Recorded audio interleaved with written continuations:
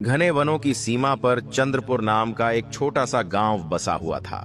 उसी गांव में गोविंद दत्त नाम का एक वृद्ध लकड़हारा रहा करता था। उसका जीवन अत्यंत सादा था, किंतु उसका हृदय ईमानदारी और अथक परिश्रम से भरा हुआ था। वर्षों से वह जंगल से लकड़ी काटकर अपने परिवार का पालन पोषण करता आ रहा था। गोविंद दत्त का केवल एक ही पुत्र था, जिसका नाम आर्यव्रत था। आर्यव्रत युवा, मेहनती और अपने पिता की आज्ञा का पालन करने वाला बेटा था। पिता ने उसे बचपन से ही सत्य का मार्ग, संयम का महत्व और प्रकृति के प्रति सम्मान करना सिखाया था। समय बीतता गया और गोविंद दत्त की उम्र ढलने लगी। अब उसकी चाल में पहले जैसी फुर्ती नहीं रही थी और आंखों की चमक भी धीरे धीरे मध्यम पड़ चुकी थी। एक दिन उसे आभास हुआ कि उसका समय अब पूरा होने वाला है। उसने अपने पुत्र आर्यव्रत को अपने पास बुलाया। उसकी आवाज में गंभीरता थी और आंखों में गहरी चिंता झलक रही थी। उसने कहा, पुत्र, मैंने अपना संपूर्ण जीवन इस जंगल के सहारे बिताया है। अब मेरे जाने का समय निकट है। कल से तुम अकेले ही जंगल जाया करोगे, लेकिन मेरी एक बात हमेशा याद रखना। आर्यव्रत पूरी एकाग्रता से पिता की बात सुन रहा था। गोविंद दत्त ने आगे कहा, जंगल के पूर्वांचल भाग में एक अत्यंत प्राचीन और विशाल वट वृक्ष है। मैंने अपने जीवन में कभी उस वृक्ष को नहीं काटा। जंगल का कोई भी पेड़ काट लेना, पर उस वट वृक्ष को कभी हाथ मत लगाना। आर्यव्रत ने सिर हिलाकर पिता की बात मान ली, लेकिन उसके मन में एक प्रश्न उठ खड़ा हुआ। आखिर उस वृक्ष में ऐसा क्या विशेष है? कुछ ही दिनों के पश्चात गोविंद दत्त इस संसार से विदा हो गया। पूरे चंद्रपुर गांव में शोक की लहर दौड़ गई। आर्यव्रत ने विधि विधान से अपने पिता गोविंद दत्त का अंतिम संस्कार किया। अब पूरे परिवार की जिम्मेदारी उसी के कंधों पर आ चुकी थी।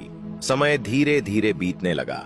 कई महीने निकल गए और आर्यव्रत अपने पिता की तरह ही नियमित रूप से जंगल जाकर लकड़ी काटकर जीवन यापन करने लगा। एक दिन वह लकड़ी काटते काटते जंगल के उसी पूर्वांचल भाग में जा पहुंचा, जहां वह विशाल और रहस्यमय वट वृक्ष खड़ा था। उसने पहली बार उस वृक्ष को ध्यान से देखा और मन ही मन सोचने लगा, यह तो बाकी पेड़ों जैसा ही प्रतीत होता है। फिर पिता ने इसे काटने से मना क्यों किया था? उसके मन में जिज्ञासा जाग उठी। बिना अधिक विचार किए उसने कुल्हाड़ी उठाई और पूरी शक्ति से वट वृक्ष के तने पर वार कर दिया। तभी एक विचित्र घटना घटी। वह वट वृक्ष अचानक अपनी जगह से खिसककर कुछ कदम पीछे चला गया। आर्यव्रत घबरा गया। उसने एक कदम आगे बढ़ाया तो वृक्ष और पीछे हट गया। अब वह पूरी तरह चौंक चुका था। उसने दौड़कर उस वृक्ष को पकड़ना चाहा, किंतु वह वृक्ष उससे भी अधिक तेजी से पीछे हटने लगा। यह अजीब खेल काफी देर तक चलता रहा। अंततः आर्यव्रत थक हार कर उसी स्थान पर लौट आया जहां से वह चला था। उसकी सांसें तेज चल रही थीं और मस्तिष्क सुन्न पड़ चुका था। यह कोई साधारण वृक्ष नहीं है, वह मन ही मन बुदबुदाने लगा। इसी उधेड़बुन में शाम ढल गई। जंगल में धीरे धीरे अंधकार फैलने लगा। आर्यव्रत ने अपने घोड़े मेघकेतु को पास के एक पेड़ से बांध दिया और स्वयं एक मोटी डाल पर चढ़कर बैठ गया, ताकि जंगली जानवरों से सुरक्षित रह सके। किसी तरह वह रात बीत गई। सुबह जब वह नीचे उतरा तो उसके पैरों तले जमीन खिसक गई। जहां उसने घोड़े को बांधा था, वहां अब केवल हड्डियों का ढेर पड़ा हुआ था और कुछ ही दूरी पर वही रहस्यमय वटवृक्ष शांत खड़ा था। आर्यव्रत की रूह कांप उठी। उसने कुल्हाड़ी कंधे पर डाली और दृढ़ स्वर में कहा, घोड़ा नहीं रहा तो क्या हुआ, अब पैदल ही तुम्हारा पीछा करूंगा। और यहीं से आर्यव्रत की वास्तविक यात्रा आरंभ हुई। उस रहस्यमय वटवृक्ष का पीछा करते करते वह अनेक पर्वतों, घाटियों और विस्तृत मैदानों को पार करता चला गया। अब आर्यव्रत को इस बात की कोई सुध नहीं रह गई थी कि वह किस दिशा में जा रहा है। उसकी आंखों के सामने बस वही रहस्यमय वटवृक्ष था, जो कभी उससे आगे निकल जाता और कभी अचानक रुककर मानो उसे चिढ़ाता हुआ प्रतीत होता। चलते चलते दिन ढल गया और संध्या का आकाश लालिमा से भर उठा। अत्यधिक थकान के कारण आर्यव्रत ने एक बार फिर किसी पेड़ पर ही रात बिताने का निश्चय किया। उसका शरीर जवाब देने लगा था, किंतु मन में एक अजीब सी हठ जमी हुई थी जो उसे आगे बढ़ने से रोक नहीं पा रही थी। अगली सुबह उसने फिर यात्रा आरंभ की। यात्रा के तीसरे दिन एक ऐसी घटना घटी जिसने उसके जीवन की दिशा ही बदल दी। अचानक उसके सामने एक भयानक दृश्य उभर आया। एक विशाल और विकराल महासर्प तथा एक अत्यंत सुंदर और तेजस्वी वनमृग आपस में जीवन मरण का संघर्ष कर रहे थे। महासर्प ने उस मृग को आधा निगल लिया था, किंतु मृग के लंबे और नुकीले सींग सर्प के मुख में फंस गए थे।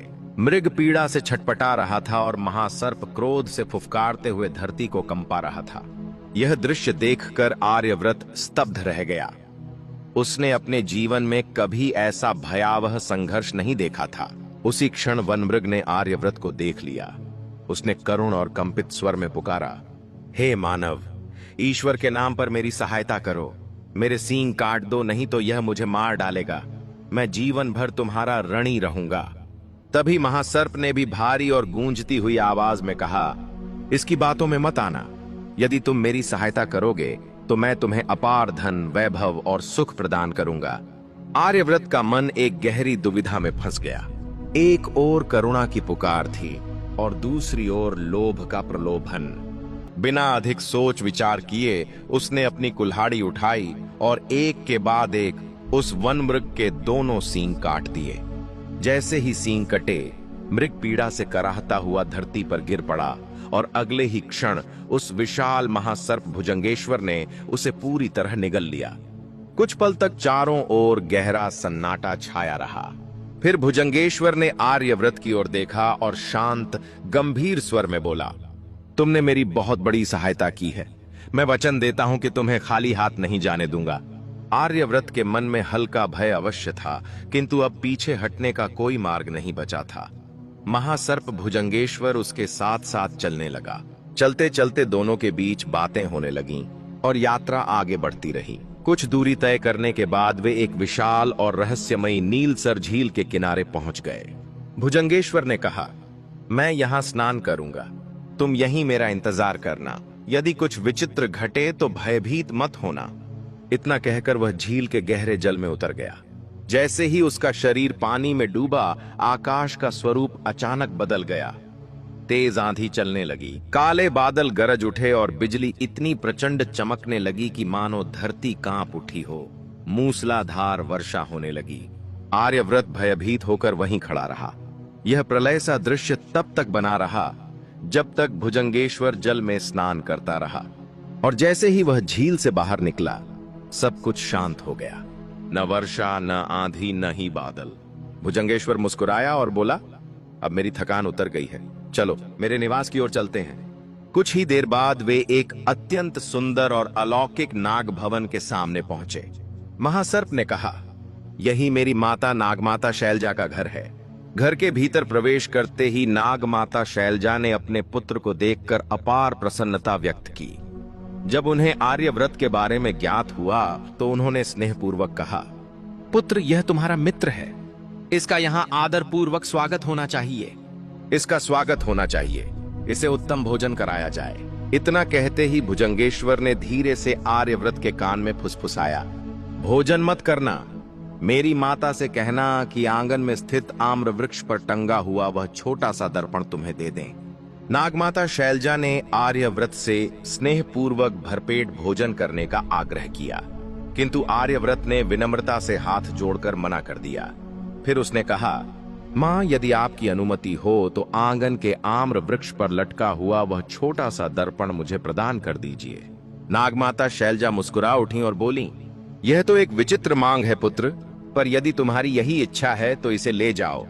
जैसे ही आर्यव्रत ने वह दर्पण अपने हाथ में लिया और उसमें झांका, अचानक उसमें से एक दिव्य स्त्री प्रकट हुई।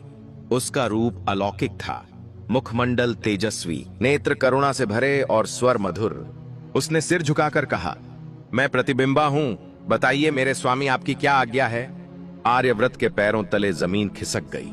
उसे समझते देर न लगी कि यह कोई साधारण दर्पण नहीं, बल्कि एक अत्यंत शक्तिशाली जादुई दर्पण है, और यहीं से उसके जीवन की सबसे अद्भुत यात्रा का आरंभ हो चुका था।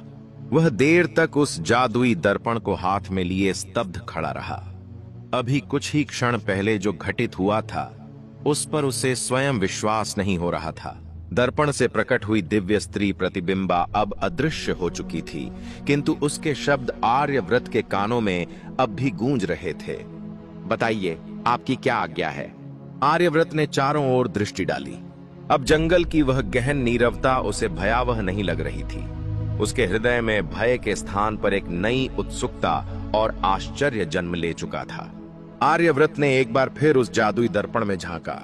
क्षण भर में ही दिव्य स्त्री प्रतिबिंबा प्रकट हुई और विनम्र स्वर में बोली, मेरे स्वामी, बताइए आपकी क्या आज्ञा है? उसी क्षण आर्यव्रत को तीव्र भूख का अनुभव हुआ।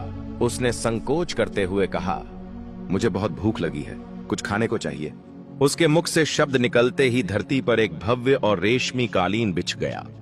उस पर तरह तरह के स्वादिष्ट और सुगंधित व्यंजन सजे हुए थे। आर्यव्रत ने अपने जीवन में ऐसा स्वाद कभी नहीं चखा था। जैसे ही भोजन समाप्त हुआ, वह कालीन स्वयं ही अदृश्य हो गया। अब आर्यव्रत पूरी तरह आश्वस्त हो चुका था कि यह कोई साधारण दर्पण नहीं, बल्कि एक अत्यंत शक्तिशाली जादुई दर्पण है। कुछ देर सोचने के बाद उसके मन में एक नया विचार आया। यदि मैं राजा जैसा जीवन जी रहा हूं, तो मेरे पास रहने के लिए एक महल भी होना चाहिए। उसने दर्पण में झांक कर आदेश दिया, मेरे लिए एक भव्य महल प्रकट करो। पलक झपकते ही जंगल का दृश्य बदल गया। आर्यव्रत स्वयं को एक विशाल और अलौकिक स्वर्ण प्रासाद के मुख्य द्वार पर खड़ा पाया। ऊंचे ऊंचे स्तंभ, सुनहरे द्वार, बहुमूल्य कालीन और झिलमिलाते दीप, सब कुछ किसी दिव्य स्वप्न जैसा प्रतीत हो रहा था। वह राजा की भांति महल में घूमने लगा। प्रत्येक कक्ष वैभव से भरा हुआ था। सेवक, रसोई, वस्त्र, आभूषण, सब कुछ बिना बुलाए ही उपस्थित हो जाता था। तभी उसके मन में एक और इच्छा जागी। इस महल में यदि किसी वस्तु की कमी है तो वह एक संगिनी की है, और यदि वह किसी राजा की पुत्री हो तो मेरा जीवन पूर्ण हो जाएगा। आर्यव्रत ने पुनः दर्पण में झांक कर कहा, किसी राजा की पुत्री को यहां ले आओ। क्षण भर में ही उसके सामने एक सौम्य और दिव्य रूप वाली युवती प्रकट हुई। वह थी राजकुमारी सौम्यलेखा, अत्यंत सुंदर, शालीन और कोमल स्वभाव वाली। आर्यव्रत और सौम्यलेखा की दृष्टियां मिलीं, और उसी क्षण दोनों के हृदयों में एक अनकहा बंधन जुड़ गया। उसी दिन विधि विधान से उन दोनों का विवाह संपन्न हो गया। जादुई स्वर्ण प्रासाद में भव्य उत्सव मनाया गया। चारों ओर आनंद, संगीत और उल्लास का वातावरण था। ऐसा प्रतीत हो रहा था मानो स्वयं देवताओं ने उस महल को आशीर्वाद दे दिया हो। लेकिन उधर राजकुमारी सौम्यलेखा के पिता महाराज चंद्रसेन के राजमहल में कोहराम मचा हुआ था। राजकुमारी के अचानक लापता हो जाने से पूरा राज्य व्याकुल और चिंतित था। सैनिकों ने राज्य का कोना कोना छान मारा, परंतु राजकुमारी का कोई सुराग नहीं मिला। अंततः महाराज चंद्रसेन ने पूरे राज्य में यह घोषणा करवा दी, जो भी मेरी पुत्री का पता बताएगा उसे मनचाहा इनाम दिया जाएगा। इसी समय दरबार में एक बूढ़ी और अत्यंत चालाक स्त्री आई, जिसका नाम था कपटिका। उसने दावा किया कि वह राजकुमारी को खोज सकती है। कपटिका ने राजा को एक विचित्र और रहस्यमय योजना बताई। महाराज, एक ऐसा संदूक बनवाइए जिसमें मैं बैठ सकूं। उसमें 9 दिनों का भोजन रख दीजिए और उस संदूक को समुद्र में प्रवाहित कर दीजिए। मेरी किस्मत मुझे सही स्थान तक पहुंचा देगी। महाराज चंद्रसेन ने इसे अंतिम आशा मानकर उसकी बात स्वीकार कर ली। संदूक समुद्र की लहरों पर बहता हुआ दूर देश के एक तट पर जा पहुंचा, जहां कुछ मछुआरों ने उसे बाहर निकाला। कपटिका ने उन्हें एक झूठी करुण कथा सुनाई और उनसे सहायता मांगी। मछुआरे दया में आ गए और उसे उसी स्वर्ण प्रासाद तक ले आए जहां आर्यव्रत निवास करता था। कपटिका को रानी सौम्यलेखा के समक्ष प्रस्तुत किया गया। पहली ही दृष्टि में वह पहचान गई कि यही वही खोई हुई राजकुमारी है। उसने रानी को अपनी बनावटी दुख भरी कहानी सुनाई और महल में रहने की अनुमति मांगी। रानी सौम्यलेखा स्वभाव से दयालु थीं। उन्होंने आर्यव्रत से परामर्श कर कपटिका को महल में रहने की अनुमति दे दी। धीरे धीरे कपटिका महल के रहस्यों को समझने लगी। वह देखती थी कि महल का सारा कार्य अपने आप होता है। न कोई सेवक दिखाई देता, न कोई आदेश दिया जाता, फिर भी महल सदा सुसज्जित और व्यवस्थित रहता। वह बार बार रानी सौम्यलेखा से पूछती, रानी जी, यह सब कार्य आखिर करता कौन है? सौम्यलेखा स्वयं इस रहस्य से अनभिज्ञ थीं। कपटिका ने अपनी चालाकी से रानी के मन में धीरे धीरे शंका का बीज बो दिया। एक रात रानी सौम्यलेखा ने आखिरकार आर्यव्रत से पूछ ही लिया। प्रेम और विश्वास के वशीभूत होकर आर्यव्रत ने उसे उस जादुई दर्पण का पूरा रहस्य बता दिया। यहीं से विश्वासघात की नींव पड़ चुकी थी। आर्यव्रत से जादुई दर्पण का रहस्य जान लेने के बाद अब वह दर्पण रानी सौम्यलेखा के लिए केवल एक वस्तु नहीं रहा था, बिल्कुल जिज्ञासा और कौतूहल का केंद्र बन चुका था। कई बार वह उसे हाथ में लेकर देखती। जैसे ही वह दर्पण में झांकती, दिव्य स्त्री प्रतिबिंबा प्रकट हो जाती और विनम्र स्वर में पूछती, आज्ञा कीजिए रानी साहिबा। कभी सौम्यलेखा उसे महल के उपवनों की साज सज्जा का आदेश देती, कभी फूलों की अलंकरण व्यवस्था करवाती। वह इसे एक निरपराध खेल समझ रही थी, परंतु यह सब कपटिका की पैनी निगाहों से छिपा नहीं था। वह भली भांति समझ चुकी थी कि महल की सारी समृद्धि, वैभव और शक्ति उसी जादुई दर्पण से जुड़ी हुई है। वह बस उचित अवसर की प्रतीक्षा कर रही थी। एक दिन आर्यव्रत अपने दैनिक भ्रमण के लिए महल से बाहर चला गया।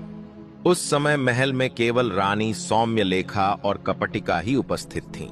मौका देखते ही कपटिका ने मीठी मीठी बातों में रानी को उलझा लिया और जैसे ही सौम्यलेखा का ध्यान भटका, वह चुपचाप उस जादुई दर्पण को उठाकर वहां से ले गई। जैसे ही कपटिका ने उस जादुई दर्पण में झांका, दिव्य स्त्री प्रतिबिंबा प्रकट हुई। उसने विनम्र स्वर में पूछा, बताइए आपकी क्या आज्ञा है।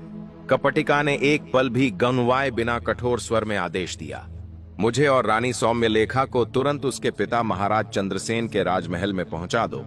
अगले ही क्षण दोनों शाही महल में उपस्थित थीं। रानी सौम्यलेखा को कुछ भी समझ में नहीं आया। वह भय और भ्रम से घिरी हुई थी। पर कपटिका यहीं नहीं रुकी।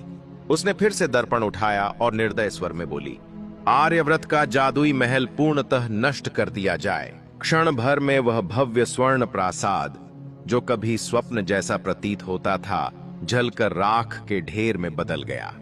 उधर जब आर्यव्रत वापस लौटा तो उसकी आंखों के सामने केवल राख थी, न महल, न रानी, न वैभव। वह स्तब्ध होकर धरती पर बैठ गया। उसका मन पूरी तरह शून्य हो चुका था। सब कुछ एक ही पल में समाप्त हो गया था।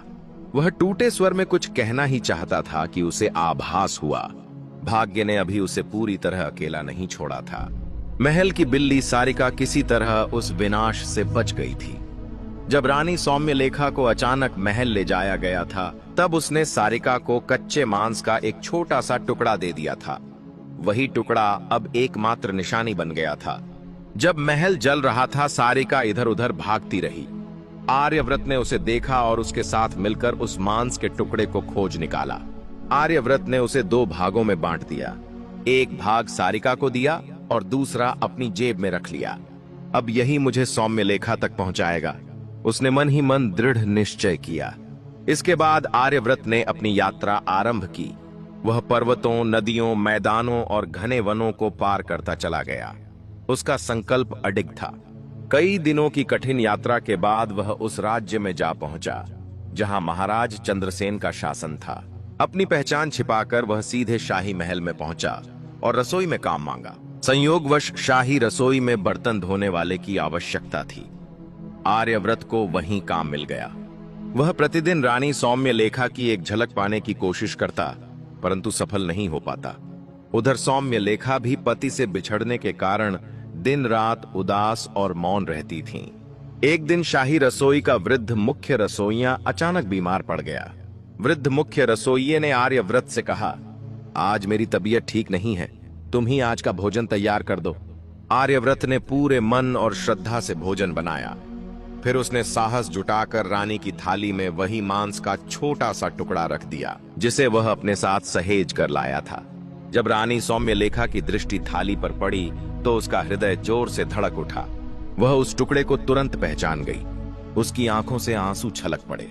उसने तुरंत संदेश भिजवाया, आज यह भोजन किसने बनाया है? जब उसे पता चला कि भोजन एक साधारण सेवक आर्यव्रत ने बनाया है, तो उसने उसे चाय के बहाने अपने कक्ष में बुलवा लिया। कई महीनों की जुदाई के बाद दोनों फिर आमने सामने थे। शब्द जैसे कम पड़ गए थे।